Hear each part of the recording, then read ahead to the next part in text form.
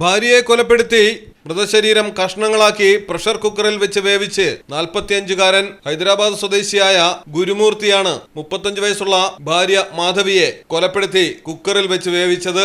ജനുവരി 18 മുതൽ മാധവിയെ കാണാനില്ല എന്ന് കുടുംബം പരാതി നൽകിയിരുന്നു. അന്വേഷണത്തിൽ പോലീസിന് ഭർത്താവിനെ സംശയം തോന്നിയതോടെ ചോദ്യം ചെയ്തു. തുടർന്നാണ് പ്രതി കുറ്റം സമ്മതിച്ചത്.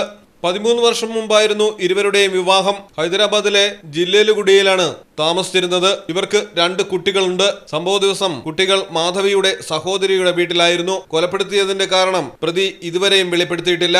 കൊലപ്പെടുത്തിയ ശേഷം ശുചിമുറിയിൽ വെച്ചായിരുന്നു ശരീരം വെട്ടിനുറുക്കിയത്. ഭാഗങ്ങൾ പ്രഷർ കുക്കറിൽ വേവിച്ചു. പിന്നീട് അസ്ഥികൾ വേർപെടുത്തി ഉലക്ക ഉപയോഗിച്ച് കുത്തിപ്പൊടിച്ചു. വീണ്ടും വേവിച്ചു. 3 ദിവസത്തോളം പലവട്ടം മാംസവും അസ്ഥികളും വേവിച്ച ശേഷം പായ്ക്ക് ചെയ്ത് മീർപെട്ട് തടാകത്തിൽ ഉപേക്ഷിച്ചുവെന്നാണ് ഗുരുമൂർത്തി പോലീസിന് നൽകിയിരിക്കുന്ന വിവരം. തടാകത്തിൽ പരിശോധന നടത്തിയെങ്കിലും ഇതുവരെയും മൃതദേഹാവശിഷ്ടങ്ങൾ ഒന്നും തന്നെ കണ്ടെടുക്കാനായിട്ടില്ല. News desk Malayalam television.